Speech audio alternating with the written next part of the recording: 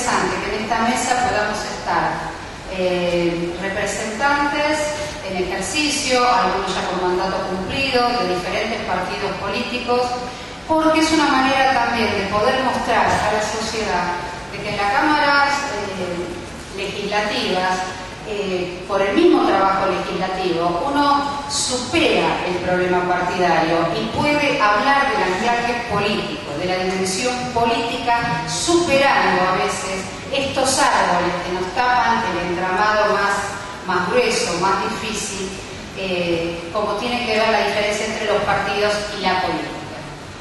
Como parte también del objetivo que tenemos en este Congreso es poder armar una red donde yo también me canso muchas veces de repetirlo. Yo estoy convencida que en Argentina somos más los buenos que los malos. Lo que pasa es que no estamos organizados. Y esto es un problema. Me parece que muchas veces, como tantas otras, yo siempre le reconozco a la Alameda el gran poder articulador que ha tenido de poder contactar la política, los distintos espacios ministeriales de los poderes de turnos, los partidos políticos, y poder ir entre todos armando esta conexión necesaria de todos aquellos que estamos trabajando para decirle que no a la mafia en la Argentina. Y realmente somos una masa crítica importante, pero nos tenemos que coordinar, nos tenemos que organizar, porque si no realmente de a uno somos frágiles.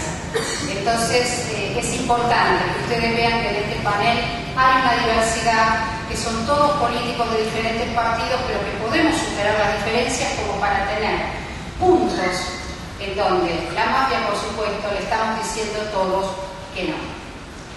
Y ahora sí, no los voy a distraer más y quiero presentar a la primera panelista, que es una mujer que yo conocí. Yo entré estando en la lista del Partido Socialista en el año 2007 y conozco cómo trabaja, por más que estábamos como candidatos y candidatas, estábamos contando los votos, estuvimos supervisando las elecciones, conozco del trabajo territorial y como política que Verónica llevó adelante. Ella es diputada a mandato cumplido y es la presidenta del Partido Socialista de la Ciudad de Buenos Aires. Verónica.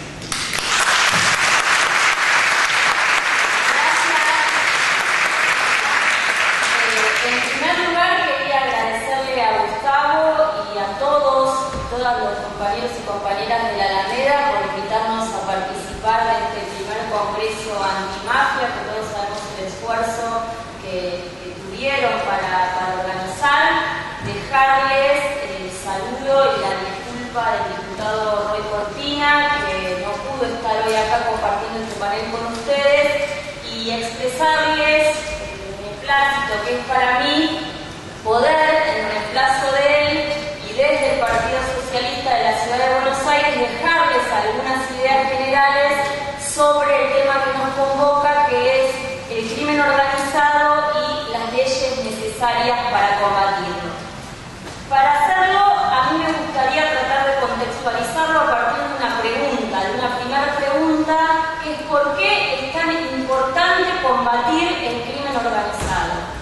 Y me parece que la Alameda, a través de este Congreso y a través de cada una de las acciones que lleva adelante, nos da un principio de respuesta, porque pone de manifiesto que el crimen organizado desde hace mucho tiempo ha dejado de ser en la Argentina un tema que nos es ajeno, un tema que consumimos en las películas de Hollywood que nos cuentan la historia de alguna ciudad estadounidense, de los países de Europa del Este o de la frontera mexicana, y que el crimen organizado es algo que pasa todos los días, pasa en nuestro país, pasa en nuestras ciudades y tiene la capacidad de impactar fuerte y negativamente en nuestra cotidianeidad. Entonces, lo hace a través del incremento de la violencia, lo hace a través del incremento de los delitos o de los hechos delictivos comunes a los que estamos expuestos, y esto hace que combatir el crimen organizado sea trascendente, porque a partir de eso podemos reducir los niveles de inseguridad que, a pesar del ocultamiento estadístico del gobierno nacional, todos nosotros sabemos que es mucho más que una sensación de la ciudadanía. Las armas que se usan para cometer robos y homicidios son en su gran mayoría ilegales. La venta de drogas, la tenencia de drogas está directamente vinculada con este tipo de delitos. El Observatorio Argentino de la Droga dice que 7 de cada 10 personas presas por homicidio asumieron haber consumido drogas o haber tomado alcohol antes de matar. Las bandas que se disputan el territorio del Bajo Flores son provistas por narcotraficantes que atraviesan las fronteras con sus cargamentos y medio país para llegar a Bajo Flores. Y los barras bravas de los clubes de fútbol a plena luz del día y en las calles, en la vía pública, se cargan a los tiros para definir sus disputas internas y para definir quién se queda con los negocios. La compra-venta de autoparte de autos, los autos truchos, los autos gemelos, están directamente relacionados con los robos de autos que pasan en las puertas de nuestras casas.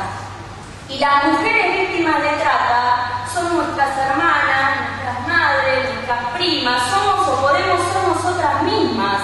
Y todos y todas sufrimos los desmanes y los conflictos violentos que se originan en los alrededores de los prostíbulos que muchas veces funcionan a metros de las comisarías, en donde se explota sexualmente a mujeres y en donde se venden drogas. De eso hablamos cuando hablamos de crimen organizado. Hablamos de grupos de personas que cuentan con estructuras cuasi empresariales, que incluyen gerentes, que incluyen distribuidores, minoristas, encargados de logística, financistas, y que el objetivo que persiguen es obtener ganancias a través de actividades ilegales. Esto es la provisión de bienes y servicios ilegales o la provisión de bienes y servicios que son legales a través de medios ilegales. Y las ganancias son multimillonarias. Seguramente lo han dicho acá en otros paneles. El negocio de la droga, el tráfico de las drogas en el mundo, se calcula que mueve alrededor de entre 300 y 500 mil millones de dólares y que desplaza al mercado del petróleo.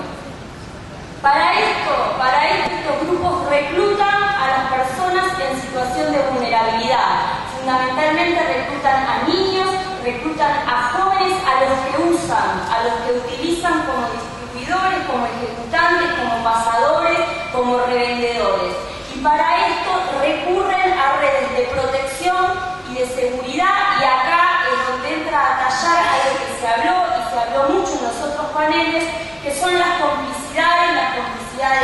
policiales, las complicidades judiciales y fundamentalmente las complicidades políticas, sin las cuales el crimen organizado sería muy difícil de sostener. Aquí es donde se pone en evidencia que hay un hilo conductor entre la inequidad, entre la corrupción, entre los delitos comunes y el crimen organizado. Miren, no por casualidad, en la Argentina el crimen organizado empezó a expandirse, a desarrollarse todavía más de la mano de las políticas neoliberales de los 90, de la mano de las cifras de desigualdad inéditas, del desempleo, de la precariedad laboral, del retroceso del Estado en manos del mercado, de la destrucción del aparato de control público, del avance de la corrupción.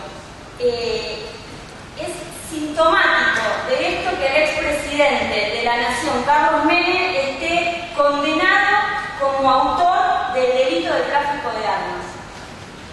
Los especialistas coinciden en que la debilidad política, la debilidad económica y la debilidad social son caldo de cultivo para el desarrollo mafioso. Y esto nos habla de la complejidad del fenómeno que estamos analizando, y también nos habla de la complejidad de las soluciones que tenemos que ensayar para poder prevenirlo, para poder combatirlo y fundamentalmente para poder erradicarlo. Son soluciones cuya gestión y en cuyo diseño no puede en manos de las fuerzas de seguridad.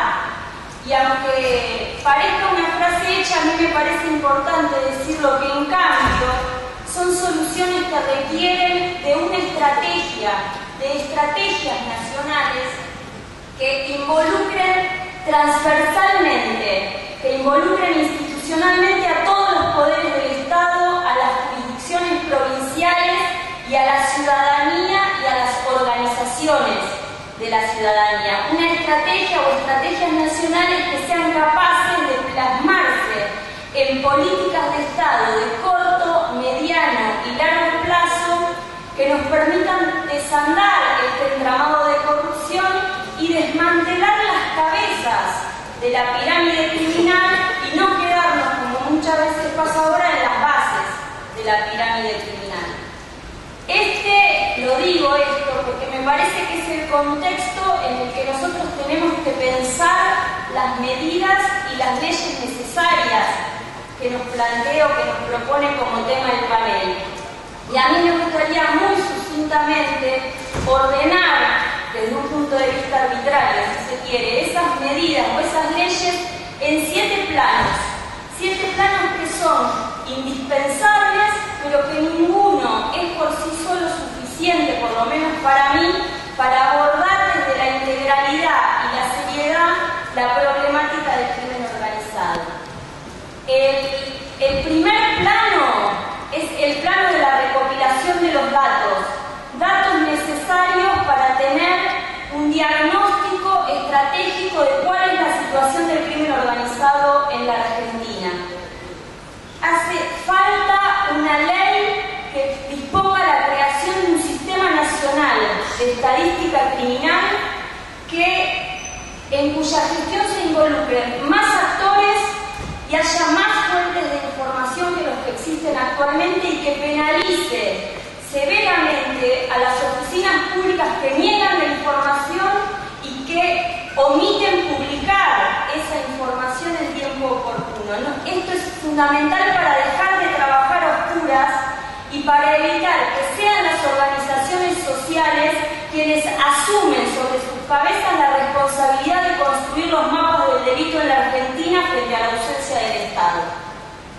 El segundo plano es el plano social, que yo dividiría en dos. Por un lado, el de la elaboración de normas que redireccionen recursos, lo planteaba el muchacho del panel anterior, que redireccionen recursos y que impulsen políticas de integración urbana, de inclusión social, de inserción educativa, de contención familiar, de generación de alternativas laborales formales para la población en situación de vulnerabilidad. Estoy hablando, por ejemplo, de la Ley de Empleo Joven, que nosotros venimos impulsando desde hace un montón de tiempo y que está cajoneada por el oficialismo en la Cámara de Diputados de la Nación. Esto es fundamental para privar a las organizaciones mafiosas de la posibilidad de reclutar o seleccionar gente en el orden local e impedir que cada vez más niños y más jóvenes sean cooptados por el delito. La segunda cuestión social son las leyes de protección de víctimas de trata. Nosotros tenemos en la ciudad de Buenos Aires, podemos decirlo con orgullo, la ley 2781 que redactamos y que aprobamos con la Alameda después del trágico incendio del taller clandestino de Quilpiari, que garantiza, entre otras cosas, la asistencia social, jurídica, psicológica, el acceso a documentación, a alojamiento, la posibilidad de dar apoyo a quienes quieran retornar a sus países de origen y campañas de concientización para alertar a la población sobre el flagelo de la trata.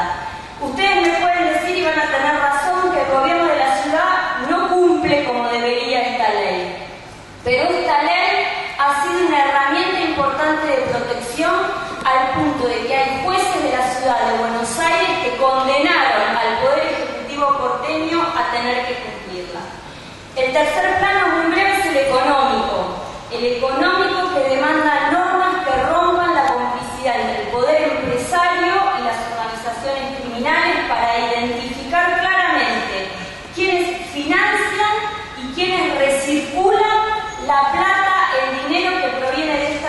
actividades. Habrá que evaluar en este sentido los alcances de la ley de lavado de dinero que se aprobó hace muy poco en el Congreso Nacional.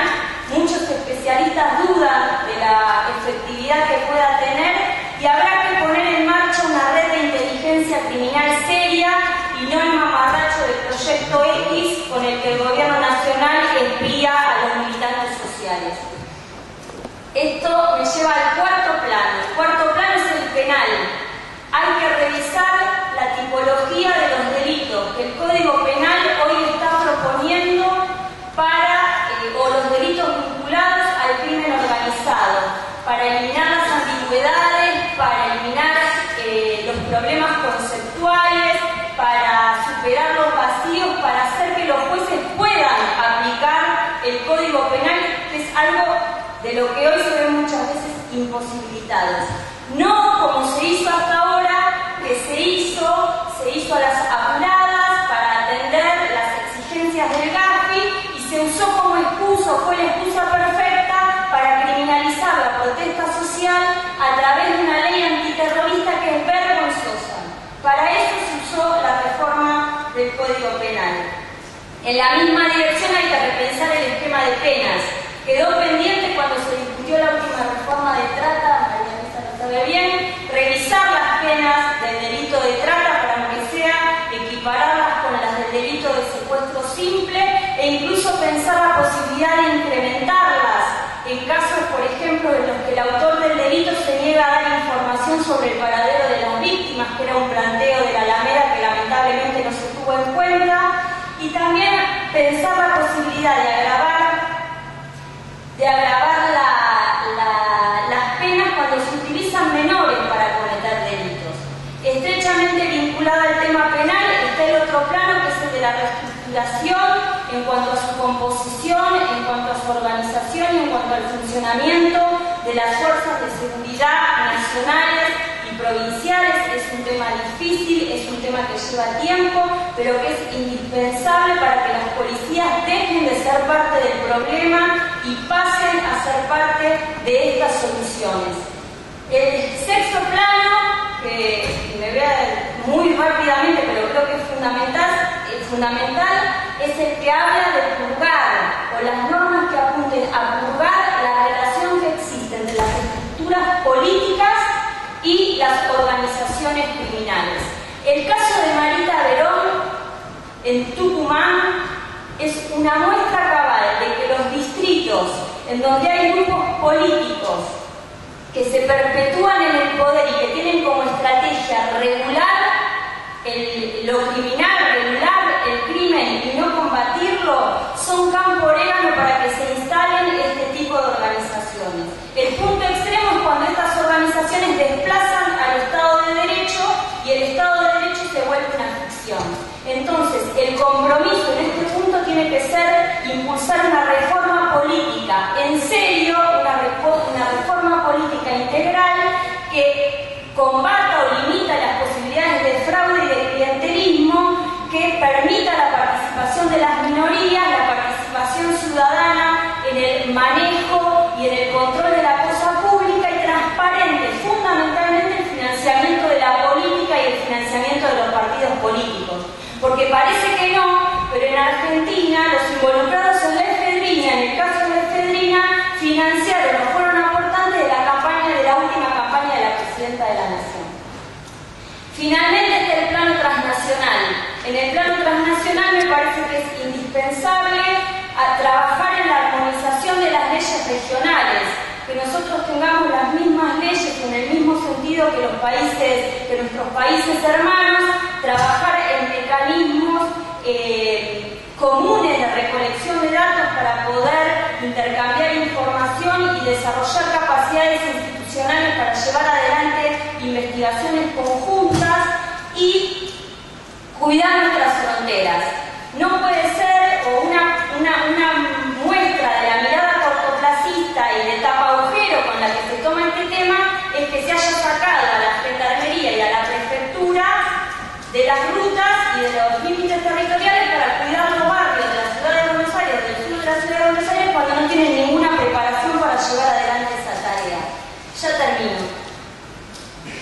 Dicho esto, disculpen la rapidez, pero es el tiempo que tenemos, termino volviendo a la Alameda. Volviendo a la Alameda y a destacar la trascendencia de esta convocatoria que nos realiza, que nos está haciendo. Es una convocatoria abierta, una convocatoria plural, sin mezquindades, que, como ellos mismos anuncian, y lo voy a leer, tiene por objetivo construir una red transversal en la que todos quienes queremos un país sin mafias, sin esclavitud, sin exclusiones, y que más allá de nuestras creencias políticas y religiosas y nuestras diferencias, defendemos los valores de la libertad, la dignidad y el respeto a la vida.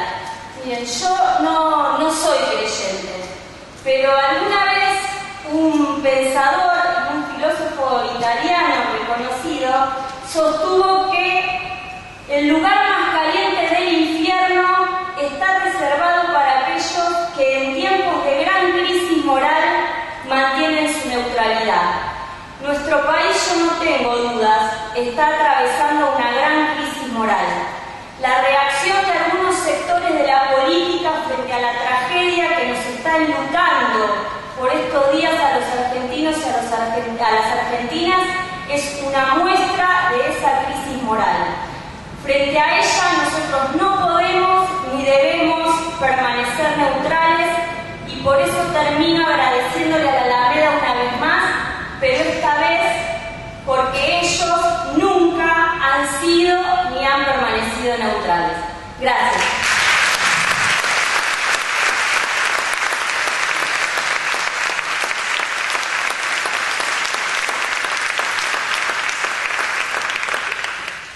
Muchísimas gracias, Verónica. Y ahora, bueno, tengo que presentar también una amiga política ahora, pero en su momento el movimiento de mujeres, a la diputada María Luisa Storani, con quien tantas luchas, tantas causas.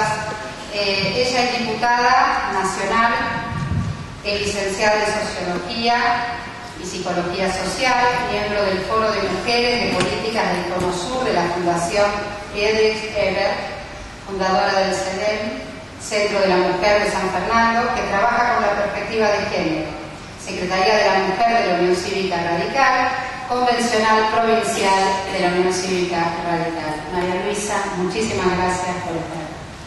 Gracias, Fernanda. Primero agradecer en la figura de Gustavo Vera a la Alameda, a las amigas de esta organización, amigas y amigas de esta organización, que mucho se ha dicho, pero la verdad felicitarlos por esta jornada de 2 días de trabajo tan intenso que lamentablemente no pude asistir ayer, pero sobre todo por la valentía que esta organización impuso a todas sus actividades e investigaciones, donde nos seguía permanentemente en el Congreso para denunciar y para tener voz a través nuestra de las situaciones de desesperanza que observaban en muchos lugares donde no tenían ningún tipo de eco. Así que gracias, Gustavo.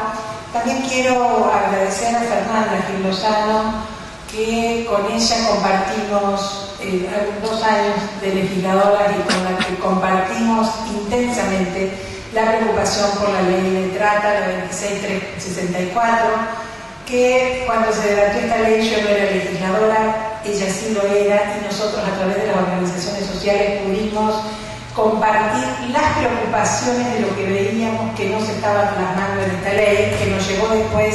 Eso es lo terrible muchas veces en la Cámara de Diputados, porque uno puede señalar algunas cosas, sin embargo no se puede avanzar en la letra chica, y se sacó una ley con muchísimas dificultades que después se vio en la aplicación desde el 2008 hasta recién en diciembre del 2012, que tuvo que ocurrir, lamentablemente, como ya se mencionó acá, la impunidad de lo que significó el caso de Marita Verón, el indulto, la absolución de los 13 imputados, donde realmente en este juicio se manifestaba abiertamente la connivencia no solo política, policial, sino que también de la justicia. Bueno, este caso que también, asistimos personalmente, este caso donde veíamos, que los mismos abogados defensores de los imputados le hacían señas a Susana Trimarco, como que le iban a cortar la cabeza cuando podían. Esto todo se desarrollaba en la sala del juicio oral, y al ver todas estas situaciones pudimos trabajar una modificación de la ley de trata que durante todo el año 2012 está registrado en el libro de sesiones la cantidad de veces que yo pedí con otras legisladoras que por favor se tratara esta modificación, que no solamente se tomaban algunos temas, sino que había temas muy fundamentales. Nunca se le dio la importancia hasta que ocurre lo del juicio de Marita Verón, y entonces la presidenta llama a sesión extraordinaria para tratar ese dictamen que ya habíamos discutido y pedido el tratamiento durante todo el año. Esto ocurre en la Cámara de Diputados, pero bueno, seguimos adelante. La ley de trata, esta modificación que hicimos, se trabajó intensamente un capítulo sobre protección a las víctimas, que esto se vio durante desde el 2008 al 2012, se sigue viendo la desprotección que tienen las víctimas en el momento, no que van a declarar porque mientras está el juicio están protegidas, sino que cuando termina el juicio que quedan en la calle para volver al barrio o para volver a donde sea, y muchas veces son captadas nuevamente por los proxenetas, tienen amenazados a sus familias. Tenemos muchísimos testimonios de mujeres que han vuelto a sus barrios y han vuelto a ser atrapadas por estas redes de trata, porque vuelven sin trabajo, sin protección, sin contención psicológica. Entonces, en este capítulo de protección se ha previsto una política especial desde una secretaría que se arma para este fin, de que se tenga presupuesto con refugio, con tratamiento psicológico y por supuesto que se garantice una salida laboral. Y en cuanto para la protección, mientras las testigos, en el caso de Marita Verón, las testigos eran víctimas. Estas testigos víctimas, mientras estaban declarando, también lo que pusimos y modificamos fue que lo puedan hacer a través de cámaras GESEL o lo puedan hacer con alguna psicóloga que intermedie y luego le pase la declaración al abogado. Esto, les digo, nos costó muchísimo sacarlo, porque ustedes saben, acá debe haber muchos más abogados, yo soy socióloga, a los abogados penalistas les cuesta mucho esta instancia de que no sea el mismo abogado el que pueda preguntar al testigo y que le responda, pero lo logramos sacar. Entre las modificaciones también logramos poner un número de 3 dígitos para que haya llamados para denuncias, que también los llamados estos pueden ser anónimos, y también pusimos otro de los artículos importantes, que es el decomiso de los bienes de los proxenetas cuando se compruebe que se tratan de casos de trato, que ese dinero sea utilizado para toda la recuperación de las víctimas de trata.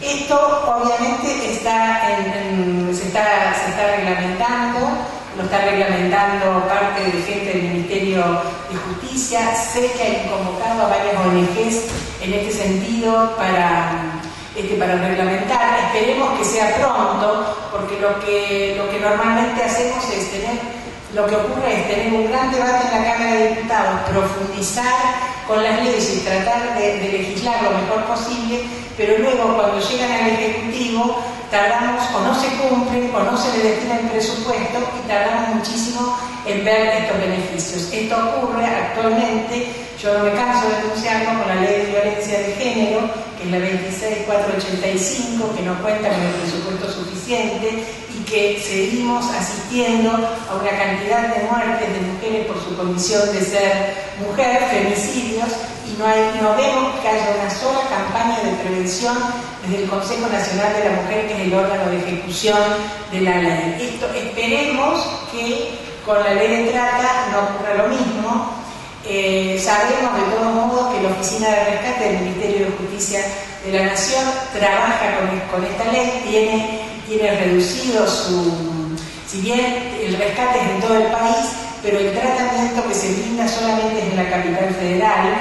Y lo que vemos también que la justicia, en la aplicación de la ley, la 26364, la del 2008, tiene muy pocas condenas.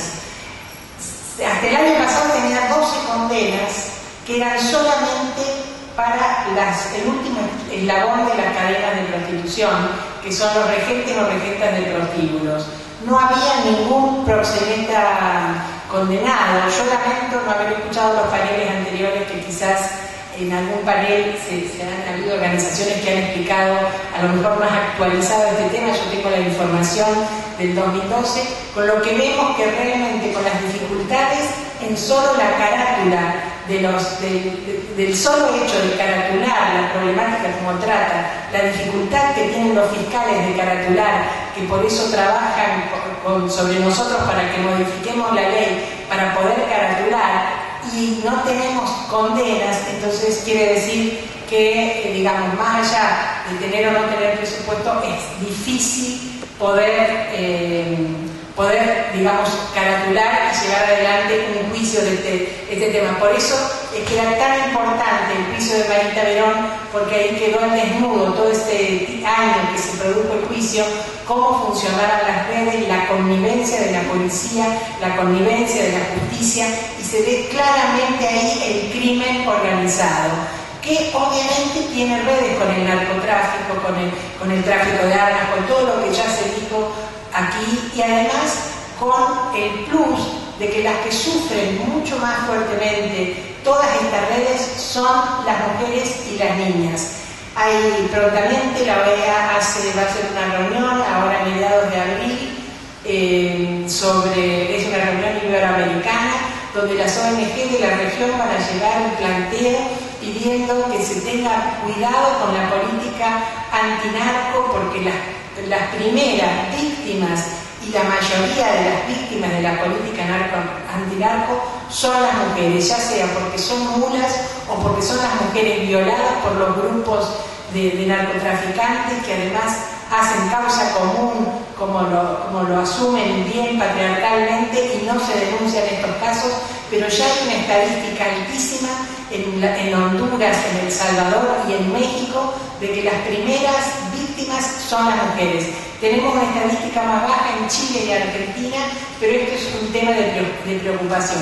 Y esto tiene que ver con el crimen transnacional organizado. Yo escuché el panel anterior y la verdad me quedé un poco preocupada, porque Fernanda un poco dijo al principio de su presentación la sospecha permanente sobre la clase política con estos temas.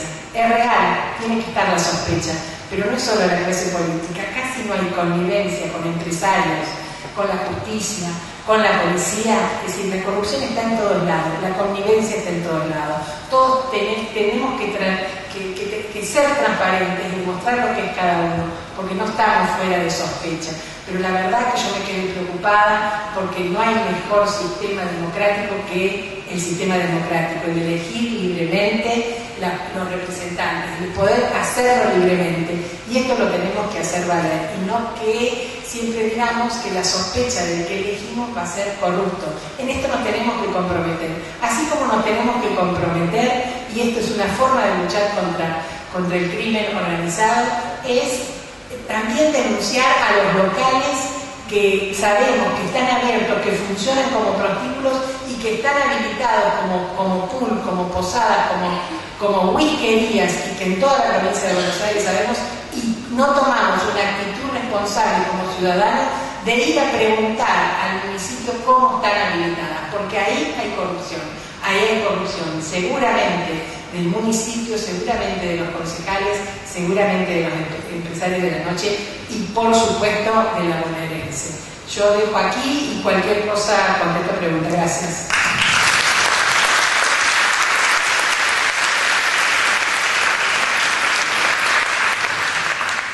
Muchísimas gracias, María Luisa. Yo ahora la verdad que teníamos otro orden, pero bueno, la doctora Carrió tiene otros compromisos. A mí, bueno, presentar a la doctora Carrió casi como presentar a mi mamá en política. No por la edad, porque estamos ahí. Pero la verdad que es una metáfora. Pero aparte, es como procederes, y esto realmente es muy importante, porque uno ya queda perfilado así. Entonces, la verdad que uno a veces le da las gracias, pero también, bueno, nos dejó un camino muy duro, para seguir, pero bueno, la verdad que con muchísimo cariño, hoy tengo la suerte de poder presentar en este panel a la diputada nacional por la Coalición Cívica ANI, la doctora Carlos. Gracias. Buenas noches. Estos elementos son válidos, habría que eliminarlos de las conferencias y somos... Pero, miren, yo les voy a hablar de la verdadera experiencia. Yo creo que tengo muchos años de diputada nacional, así que tengo que dar cuenta de lo que es el crimen organizado. Yo no separo ya crimen organizado vinculado solamente al narcotráfico, a la trata, etcétera, sino que yo creo que el crimen organizado en la Argentina está en el Estado y en los gobiernos.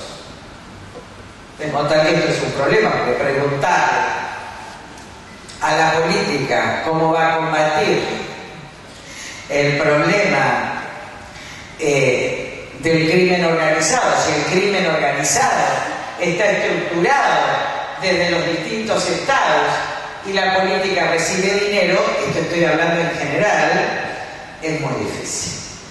Pero el problema del crimen organizado son los estados. No tenemos un crimen organizado afuera que tenemos que combatir. Tenemos un crimen organizado adentro que además es votado por la gente. Así que yo no me hago cargo de que la culpa es de la política, la verdad lo digo sinceramente. Porque el jefe del narcotráfico en la Argentina, llamado Aníbal Fernández, tuvo todos los cargos y fue votado por el 54% de la provincia de Buenos Aires. Entonces me parece que las cuestiones tienen que quedar claras. Porque si no queda, y esto no es en defensa de toda la política, porque ustedes saben que este señor pertenece a la política, el jefe del narcotráfico, el jefe del RENAR, está en el triple crimen, está en el crimen del Unicenter y está en la droga nadie hasta que lo tuvieron que sacar, pero lo llevaron como premio a senador nacional. En la historia de Escobar Gaviria, y acá ningún medio habla de Ani. Cuando yo hablo, dicen los periodistas, ¡ay, qué grave Lisa! ¿Vieron cuando quieren? Nadie. Lean Clarín y lean Nación a ver si alguien le pega a Aníbal Fernández. ¿Se imaginan si no son los medios opositores? Porque acá lo que te dicen muchos es que cuando van a un diputado nacional a hablarle de cuestiones pesadas, hoy tuve una cuestión muy delicada, lo que les dicen los diputados de sus propias provincias es: pero nos van a matar, y bueno, que nos maten. Entonces me parece que el problema ya no tampoco es de planes, sino cómo enfrentamos las mafias en la Argentina, cómo combatimos. Yo vi el combate en la política. En la política hay combate entre mafiosos y no mafiosos. Yo lo que imputo a los no mafiosos en muchos casos es una absoluta cobardía para dar pelea. Porque es fácil no ser mafioso. Pero si se hace de acuerdo con los mafiosos todos los días, si además se les tiene miedo, si además no se pone nombre y apellido, porque en política queda mal poner nombre y apellido, entonces todos hablan de la corrupción en general, y entonces todos debaten en general, pero a la hora de los bifes nadie señala quién es. Y si no hay nombre y apellido, hay difamación inútil. El nombre, apellido y denuncia penal. Total, a mí me imputaron de la impunidad en Argentina. Yo cargo de denuncia, no pasa nada. ¿Cómo quieren que pase si los jueces forman parte del crimen organizado? La cuestión es que hay que golpear tantas veces el muro como sea necesario hasta que se desmorone por sí mismo. Lo que no hay que ser nunca es cómplice del crimen organizado. Y el problema de la Argentina es que el silencio ha sido cómplice del crimen organizado. El silencio, el voto, la cobardía. Y estoy hablando de la política, estoy hablando de la justicia y estoy hablando de la sociedad. No hemos suficientemente luchado contra el mal. Pero como yo tengo que dar cuenta, voy a dar cuenta de las luchas que nosotros emprendimos y algunas anécdotas que son divinas. Nosotros emprendimos la lucha contra el sistema financiero argentino, que era crimen organizado. En su momento, año 99, yo tenía 4 años de diputada nacional, nos tocó hacer una investigación, me la trajo Gustavo Gutiérrez, que era otro diputado nacional por Mendoza. Yo dije, acá nos matan, efectivamente, así que vamos a Estados Unidos. Hablé con un amigo en Estados Unidos, un periodista, nos llevó al Senado de los Estados Unidos, encontramos, porque ahí es donde vos ves cómo las conductas se te abren los caminos. Ahí hubo una mujer que yo salí, yo la vi, y ella me dijo, yo la voy a ayudar. Pero la soledad y la orfandad más absoluta. Finalmente los Estados Unidos nos entregaron las cajas cuando nos iban a entregar, cuando Estados Unidos hizo el informe de lavado de dinero, que era sobre el Citibank Nueva York, y se sentaron el presidente del Citibank Internacional en la mesa de los acusados en el Senado. Por supuesto, acá nunca nadie reconoció nada, porque afuera sí me reconocen, acá adentro había que decir no hay nada. Recuerdo que lo mataron a Perel el mismo día que salió el informe, diciendo que al otro día me mataban a mí. Y ahí viene la anécdota, que fue muy gracioso. Miren, yo estaba en mi departamento, imagínense que ahora tengo 14 años y si me matan estoy contenta, porque ya no voy a tener celulitis, voy a dejar de ser millonaria, porque voy a dejar de tener diabetes, o sea que yo ya no me preocupo.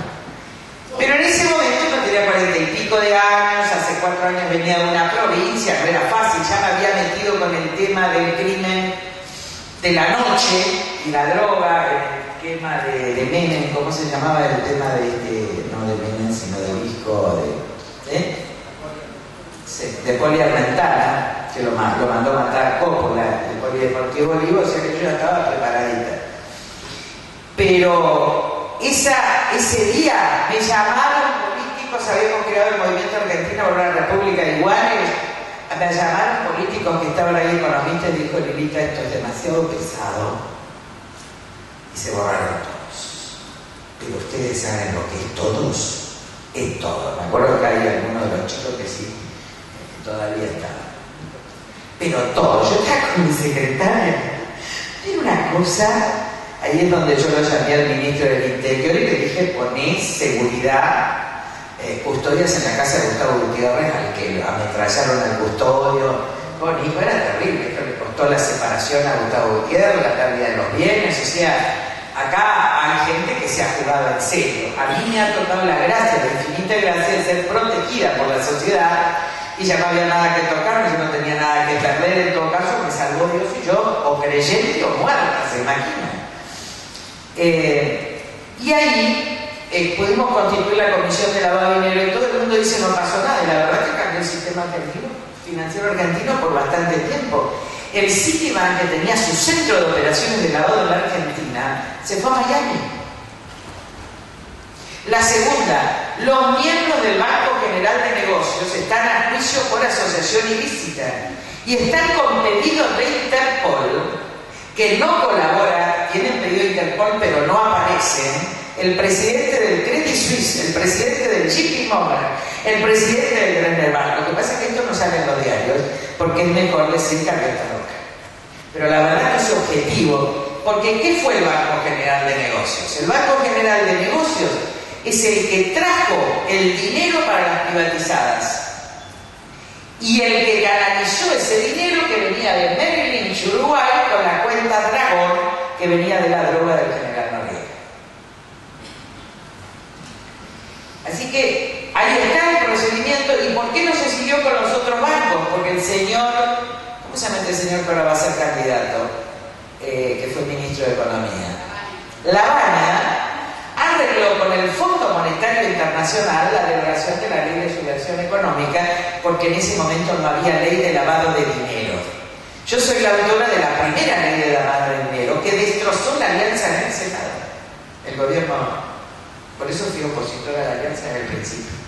De modo acá no se salva a nadie.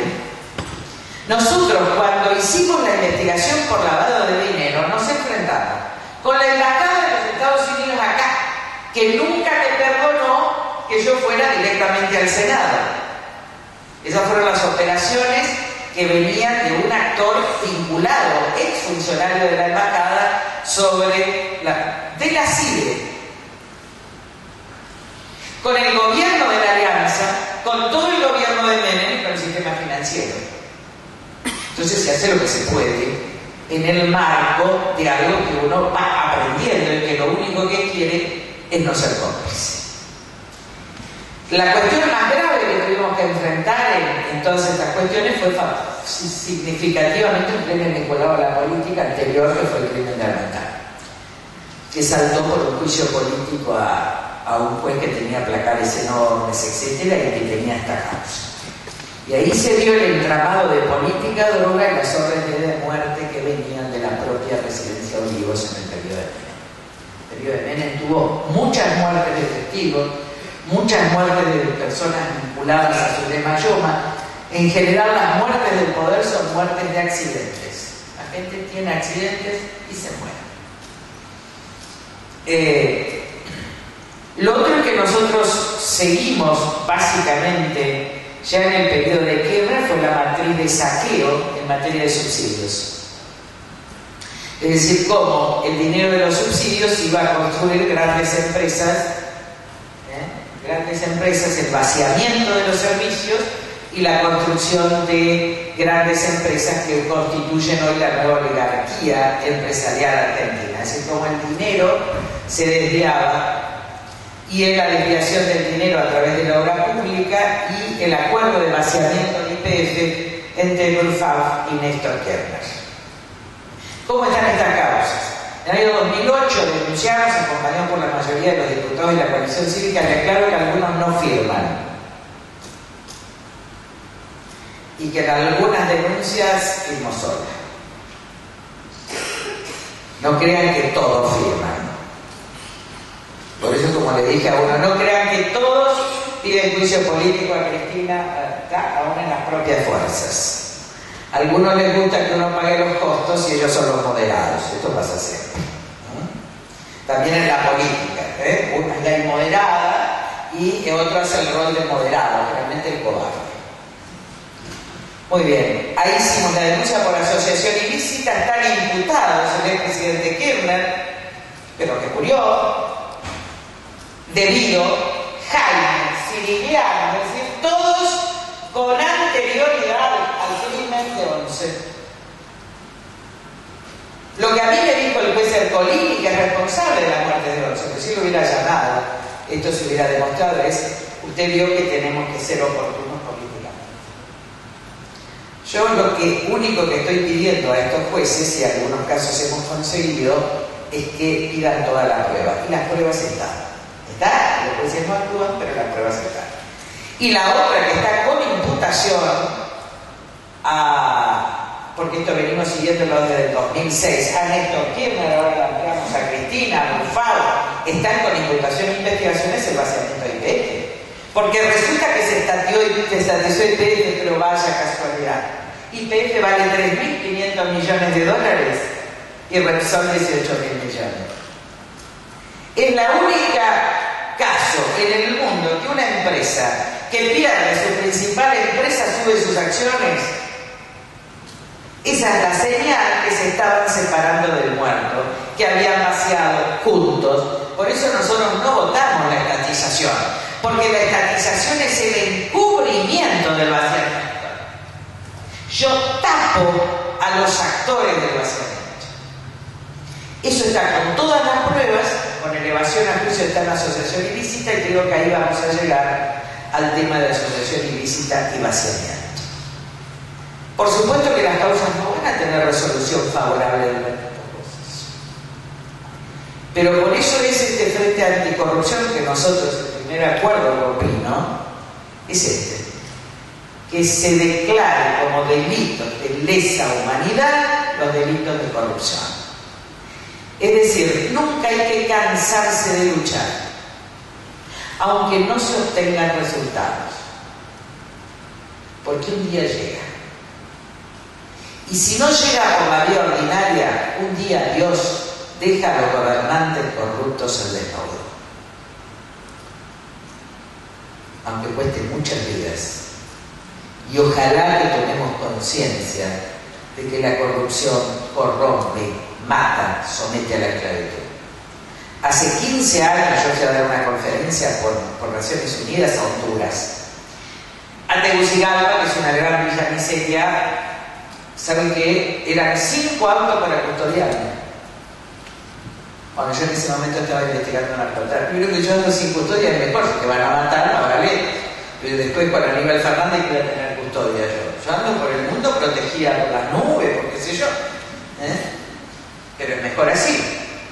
Pero a mí además me dijo un jefe de la Interpol de México, mire, Carlos, a usted no le van a hacer nada. El problema es a los otros políticos argentinos, porque usted no tiene nada que ver. Ahora, que se financió con la droga y después dice que quiere combatirla, está el tiro acá. ¿Está? Por eso nadie quiere hablar de droga. ¿Vieron? Salvo el Paquito que habla así, nadie quiere hablar de la coca. Porque el tiro acá, igual. Yo creo que nosotros todos los argentinos no hicimos lo suficiente. En muchos momentos de esta lucha, si nosotros hubiéramos tenido 200 personas en la calle, ganábamos la lucha. Y no había nadie. Creo que como sociedad no hicimos lo suficiente por la corrupción, que la hemos prestado nuestro consentimiento, que la crítica no basta, que la crítica generalizada no basta y que estamos en un punto de inflexión histórica, ética o muerte.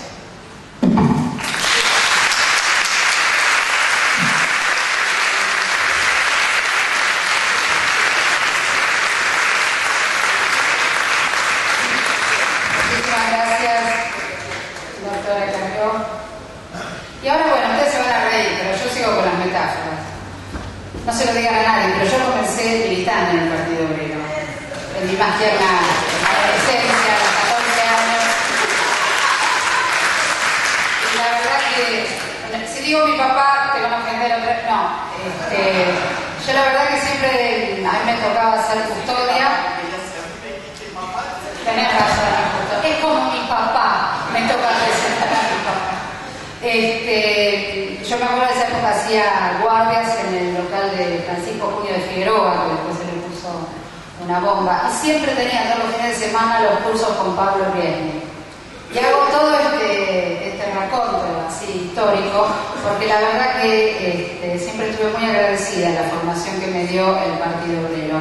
En esa época donde muchas veces en la juventud estábamos todos en muchas cosas, la verdad que la formación que en esos momentos daban todos los partidos de izquierda, el Partido Obrero nunca fue un partido que promoviera la lucha armada. Yo lo digo porque en las tribus de la izquierda todos tenemos muy claro quién es quién, pero en general cuando uno quería ampliar hay que hacer algunas aclaraciones.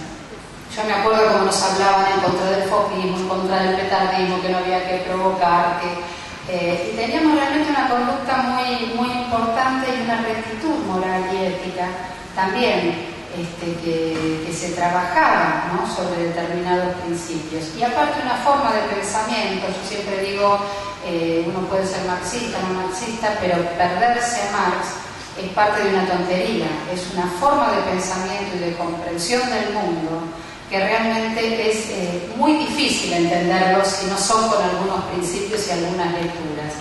Yo que posteriormente me dediqué a hacer historia de mujeres, me di cuenta de lo importante que fue haber leído a Engels, lo importante que fue haber leído a tantos clásicos que muchas veces en la Argentina se demonizaron, y que tuve la suerte de poder hacer mis cursos en un partido de izquierda que la verdad que siempre éramos, la izquierda siempre se divide, nos peleamos, y etcétera, etcétera, pero alguna vez se va a aprender, y me parece que vamos a aprender todos a juntarnos, porque yo insisto que necesitamos de alguna manera poder armar frentes amplios, participación, y que todas las voces son más que necesarias. Bueno, no te esperaba de esta introducción, Jorge Altamira, pero ahora te voy a presentar.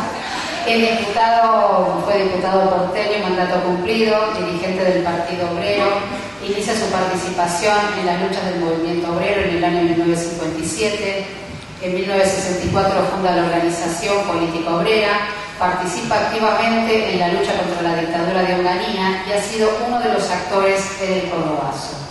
De allí en más se enfrentó a todas las dictaduras que conoció la Argentina. Muchas gracias por estar acá.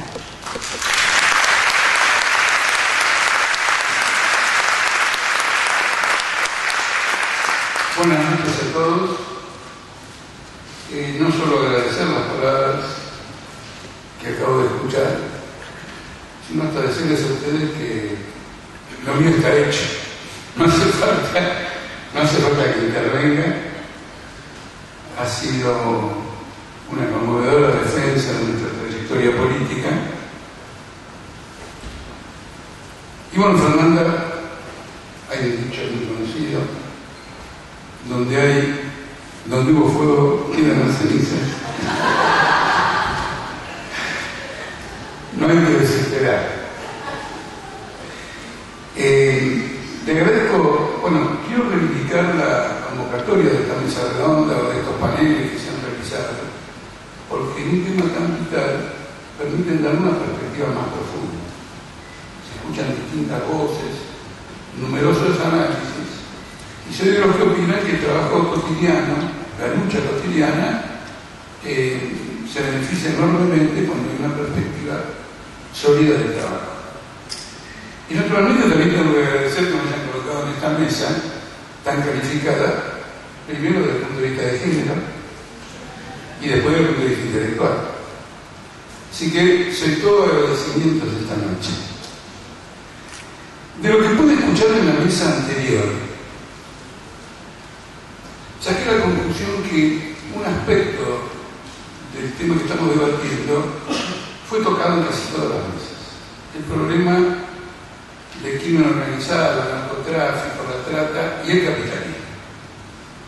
Es un tema que nadie ha desconocido en ninguna mesa, inclusive en esta misma mesa, con los lavados de dinero de Citibank y un conjunto de entidades financieras.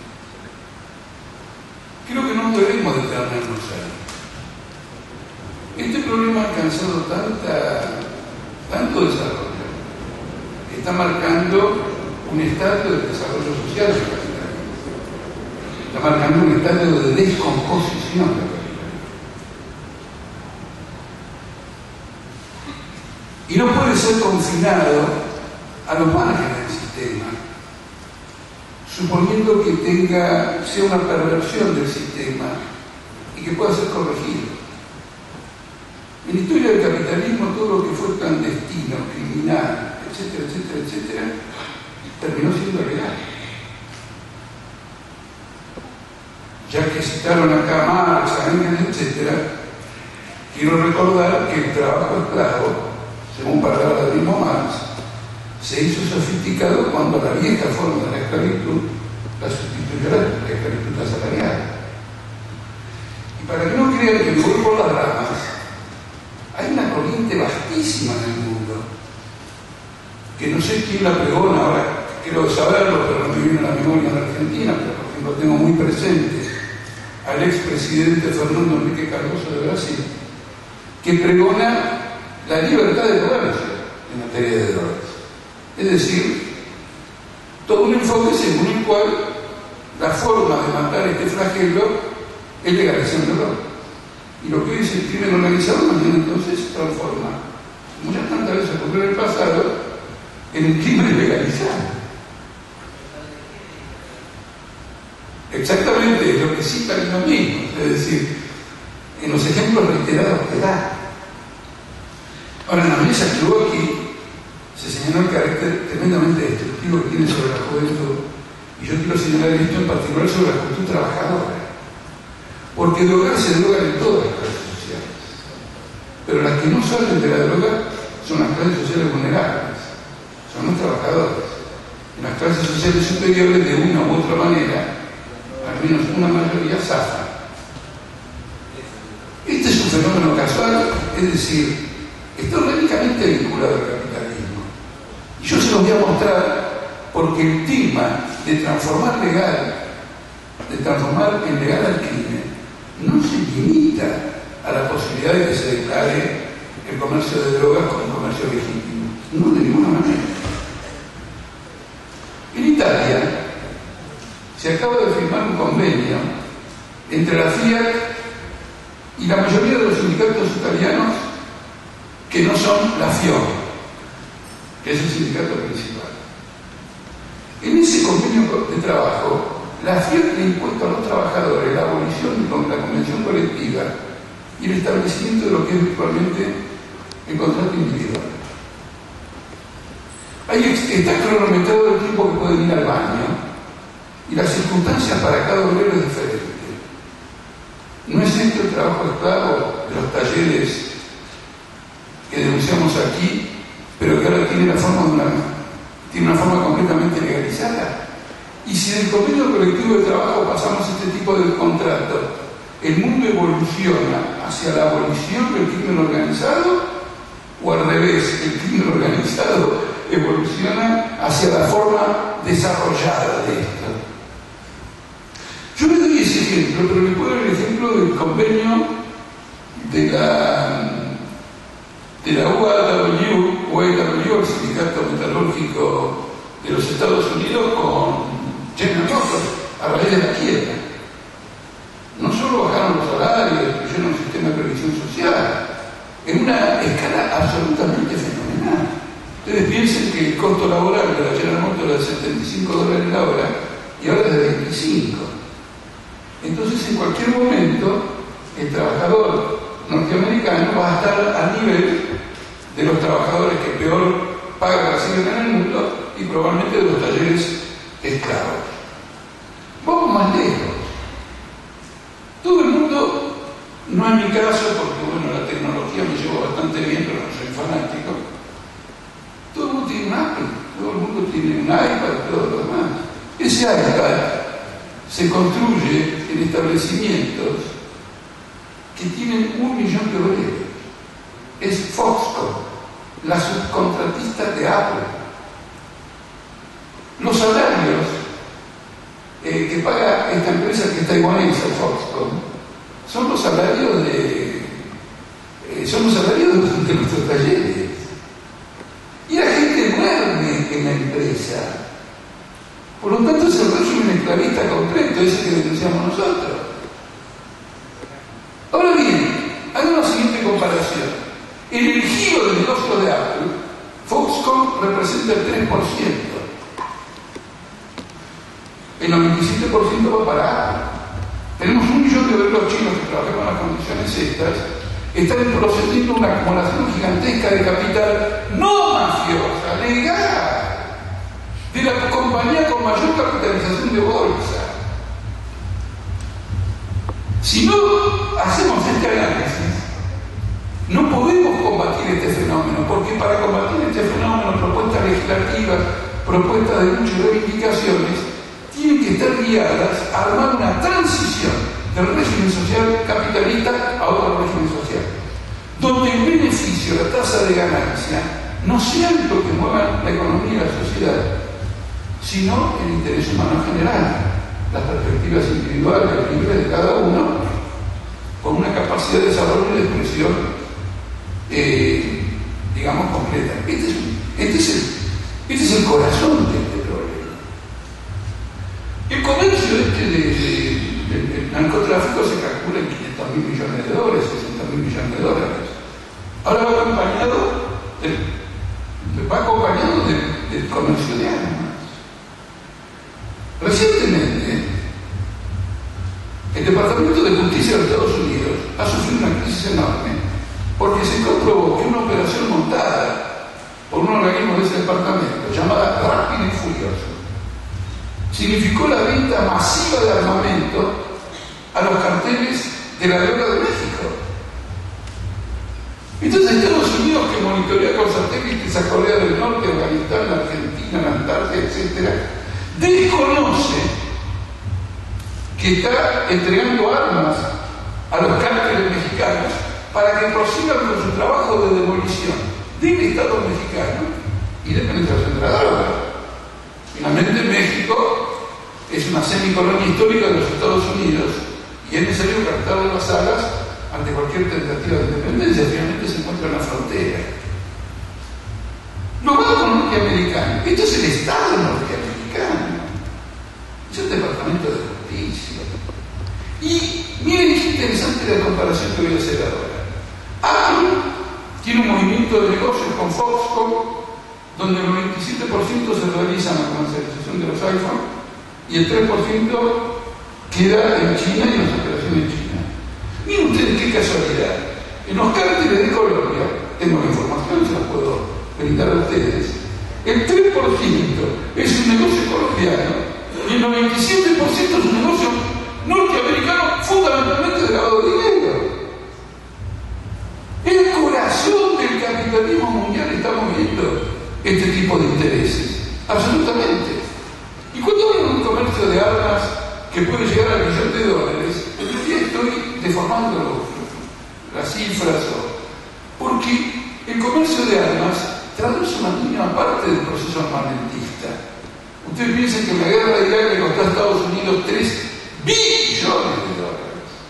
Eso no aparece en el comercio mundial porque se trata de una transacción interna del propio Estados Unidos.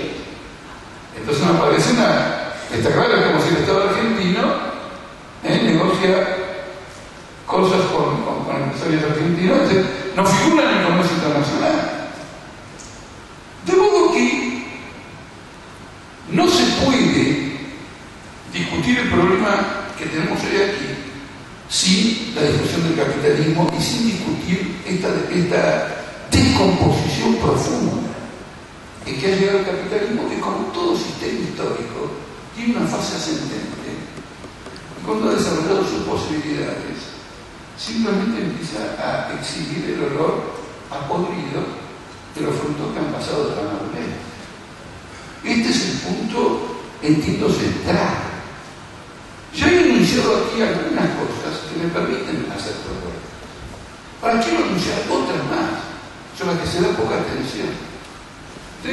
Todo el mundo lee los diarios, yo lo leo también, y me llama la atención que en La Habana, las FARC y el gobierno de Santos están discutiendo la cuestión agraria en Colombia.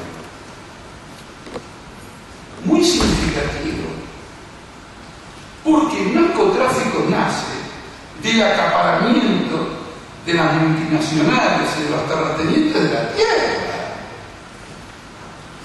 En el diario Valor Económico del viernes, en la tapa, se informa que 10 grupos controlan el norte brasileño 1,5 millones de hectáreas de soja. Esa es la información de valor, pero donde hay soja puede haber cualquier otra cosa, porque ese es un dominio indisputado de los terratenientes. La guerra civil en Colombia ha sido una guerra por la tierra, donde los campesinos defendían sus intereses en la tierra y estos sectores, que terminaron formando las bandas armadas, defendían naturalmente el acaparamiento de las tierras con vistas a un negocio de esta importancia. En el proceso capitalista, el negocio de las drogas y de las armas tiene una importancia enorme. ¿Por qué? Porque la tendencia del capitalismo, en la medida que se hace cada vez más moderno, más tecnológico, es a la reducción del margen de beneficio. Es muy estrecho el margen de beneficio. Cuando Apple dice ganamos tanta plata, se justifica diciendo por eso pagamos poco a los obreros chinos. De otro modo no podríamos ganar. Cuando el señor Marchione de la FIA quiere transformar los establecimientos de la FIA en establecimientos chinos, es lo mismo. Cuando las casas de moda de alto nivel de Milán trabajan tejidos, no solo de Asia, sino también del sur de Italia, donde hay trabajo esclavo, en Calabria y en Cerdeña, están diciendo, esta es mi forma de defender la tasa de beneficio. Y no va a venir Altamira a cuestionarme esto porque nos quedamos sin trabajo, aumentar la desocupación. Cuando llevé a la legislatura la propuesta, que finalmente fue aprobada por la legislatura, de reducir la jornada laboral, en el subte empezó una campaña diciendo que a reducir la jornada laboral en el subte a 6 horas, comenzó una campaña diciendo que esto iba a provocar el despido de trabajadores, porque iba a incrementar los costos, etcétera, etcétera, etcétera. Estos son los mismos argumentos que, digamos, se adoptan en la actualidad. Entonces, el enfoque que quiero desenvolver es tenemos que entender que el capitalismo ha tenido una fase de desarrollo y ha agotado sus posibilidades. Es una fase de desarrollo violenta, sangrienta, horrible y mugrienta. Basta solo mencionar el tráfico de esclavos y basta solo mencionar cómo fue diezmada la población aborigen en América Latina. Sin embargo, con esos métodos que son propios del capitalismo había una civilización. Con estos métodos, el capitalismo no está orientado a una civilización, ni está desarrollando la economía. El lugar del narcotráfico en la presente situación económica es gigantesco por una razón fundamental. No existiría todo ese mercado especulativo que nosotros vemos si no fuera por la inyección de dinero ilegal. Es un mercado de capitales ficticios que lo facilita. Les cuento una anécdota. Un grupo de 10 bancos maneja una tasa de interés que se llama LIBOR, que es una tasa interbancaria en Londres. Se descubrió que desde antes de la crisis la estaban manipulando.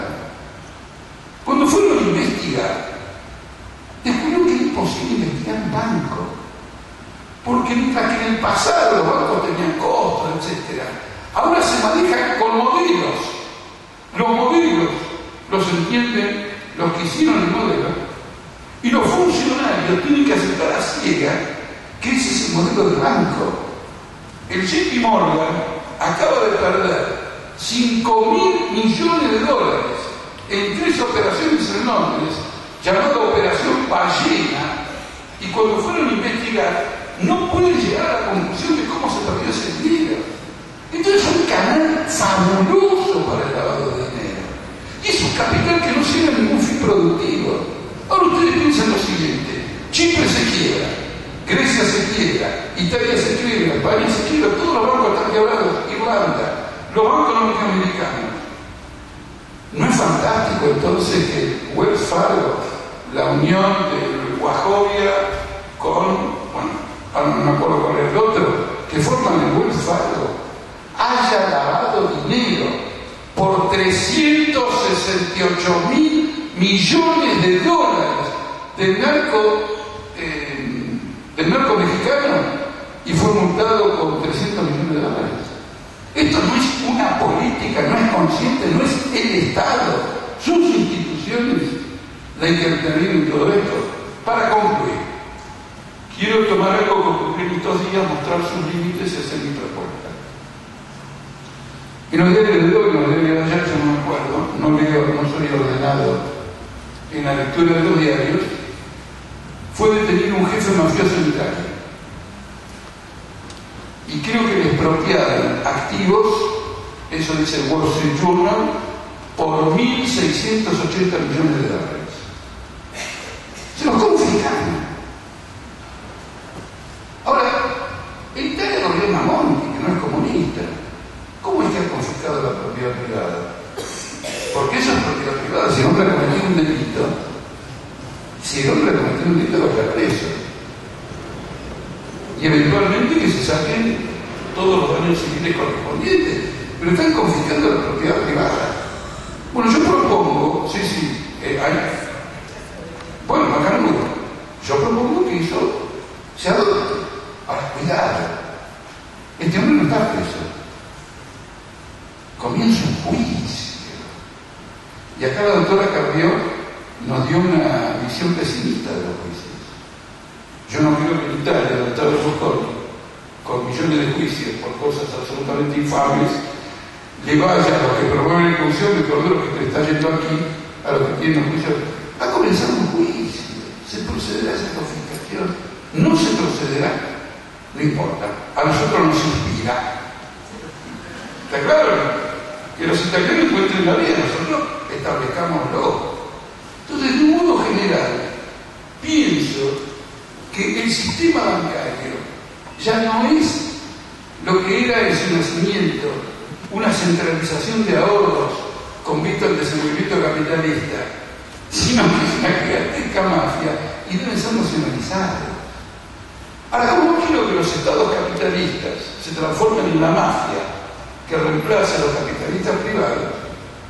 Esa nacionalización tiene que ser en condiciones de apertura de los libros, porque el secreto bancario rige, y algunos bancos son acusados por el Estado por no cumplir con las normas del secreto bancario. Eliminemos el secreto bancario, que se abran los libros, que los trabajadores controlen todas las gestiones que corresponden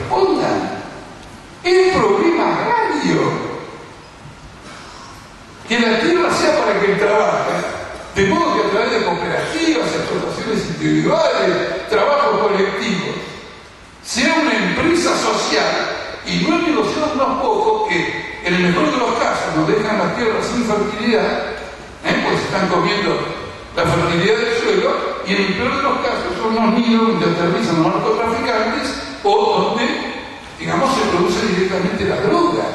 El narcotráfico es una empresa industrial, no es una hoja, no es simplemente una hoja, se necesitan una cantidad de productos químicos para ser variables, tiene que ser abastecido por la industria mundial. Es un cuestionamiento del capitalismo en este periodo.